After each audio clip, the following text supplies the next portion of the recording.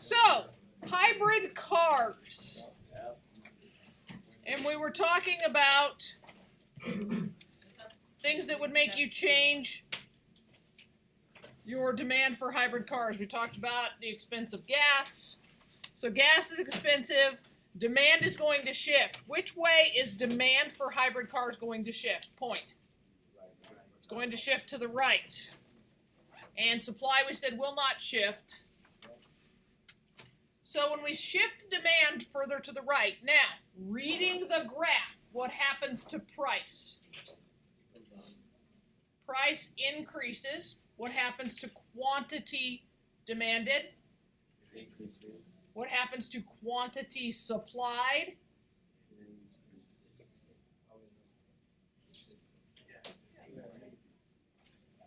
Quantity supplied stays the same. Okay, so you said price increased. How did you read that? Because we started here. How did you read that price increased? You went to the intersection of the lines, right? Okay, so how then do you tell me that quantity demanded increased, right, from the intersection of the line, but you're telling me quantity supplied didn't increase? Yeah, the new demand curve intersects the existing supply curve at the same place, so quantity supplied. So what do we have? We have a new equilibrium. We have E2, new equilibrium.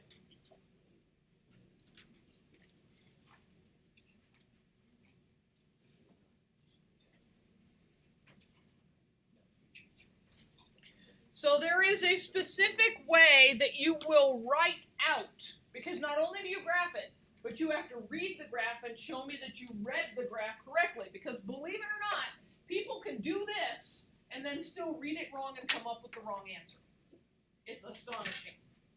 So, when writing out this answer, you would write, as a result of,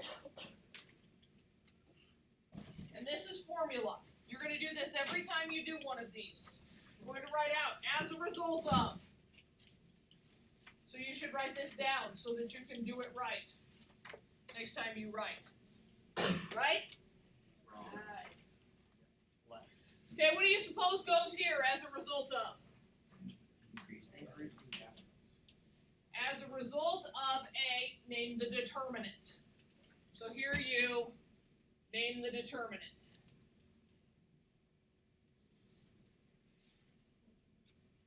Then you, what shifted, so demand or supply, then you say increased or decreased, then you say resulting in,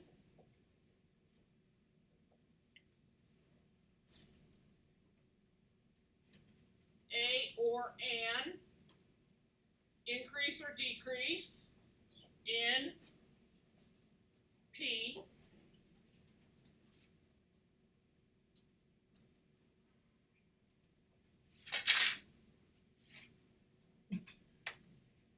and a or an increase or decrease in quantity demanded and quantity supplied. Is P replaced? Yes. That is your formula every time. As a result of. So you're going to write as a result of every time, and you're going to name the determinant. So in this one, it is not, you don't say increase in the price of gas, you say as a result of a change in the price of related goods. What shifted? Demand, and then you say increased or decreased, right?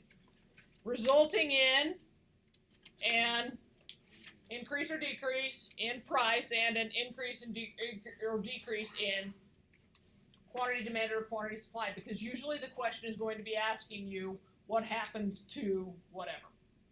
Okay? It'll be specific about what it wants you to say. This is the formula to get 100% every time. Miss one of those things. So if I tell you graph it and write it out, when I grade the graph,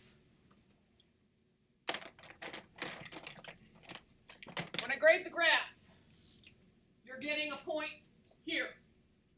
You're getting a point here. You're getting a point here, and a point here, and a point for your label there, and a point for your label there, and a point for your label there. So how many points do we have before you shift anything?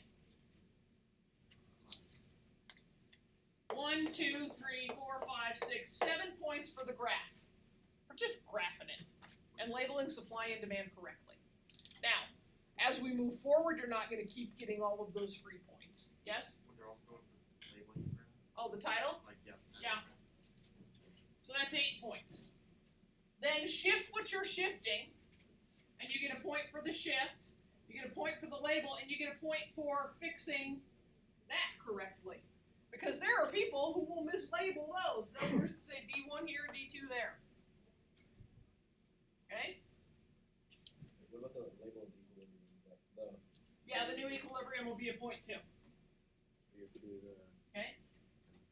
And then over here, you got 1, 2, 3, 4, 5 points, and a 6th for saying the right thing at the end. These are worth a lot of points. You want to do them correctly, you want to do them carefully.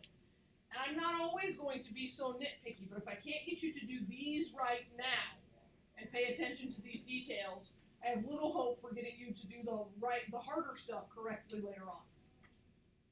Okay?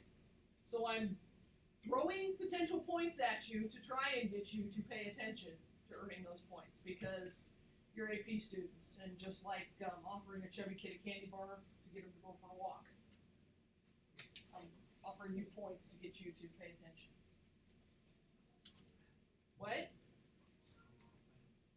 I just called myself fat, yes. You call it us fat. No, I rewarded myself with 5 grapes for walking around the building this morning during my plan period. Why not now? But they're grapes. Well, that is my rational substitute for candy, Why not because now? it tastes sweet and it satisfies me. If you freeze blueberries and put dark chocolate on them, and freeze that.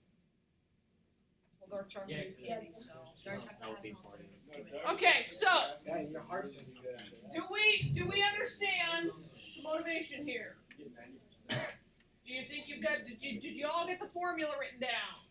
Yes. Okay. So let's erase the scribbles and move forward. And rip to the people at home for whom I can't replicate that. So make sure you get Wes and Kat the formula tomorrow or Monday when they're back. Okay, so when price rises,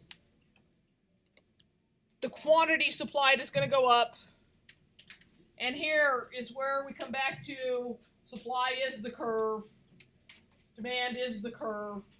So we haven't changed supply, but we have shifted along the supply curve, and thus we have changed the quantity supplied. Be careful with that. Okay. So a change in supply is a shift of the curve. Can only happen when a supply determinant changes. A shift along the curve is a change in quantity supplied. It can only occur when price changes. And price is either going to change independently or because demand changed and the new equilibrium gives you a new price. Change in demand is a shift of the curve and can only occur when there is a change in demand determinants. A shift along the curve can only occur when price changes, which can be an independent price change or can be because supply changed. Whew.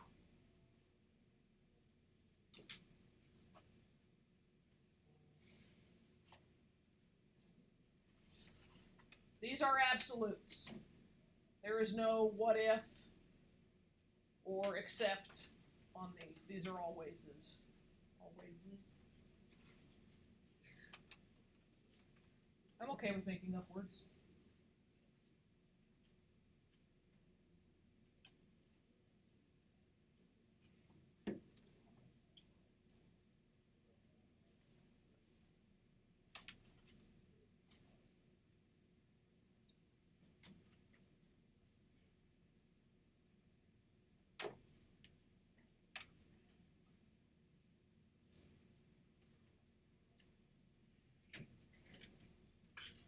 See, a few more of you are taking advantage of the printed out notes.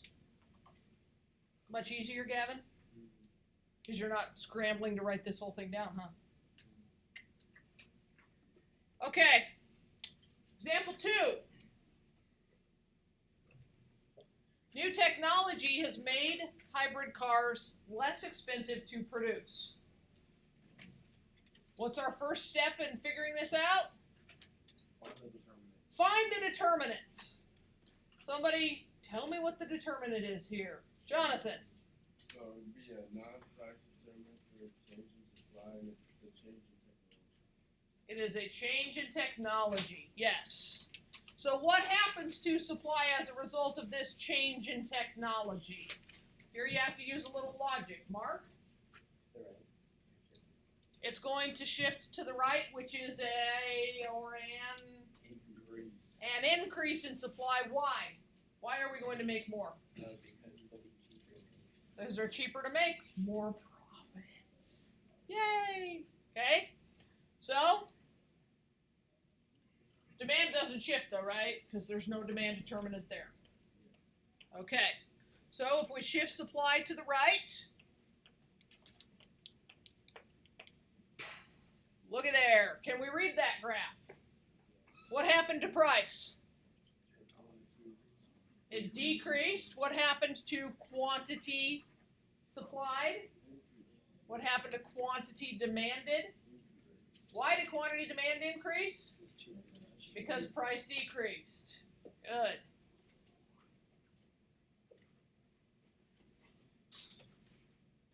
And we have a new E2. Excellent.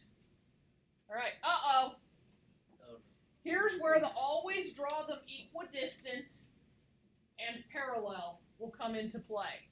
And this is where things get really complex and kind of mind-blowing for some folks. It's okay if you're sitting there going, when we're done with this example. Now, both gas prices have gone up and we have the new technology at the same time. What a lucky world we are. Okay, so we've already determined what happens with those.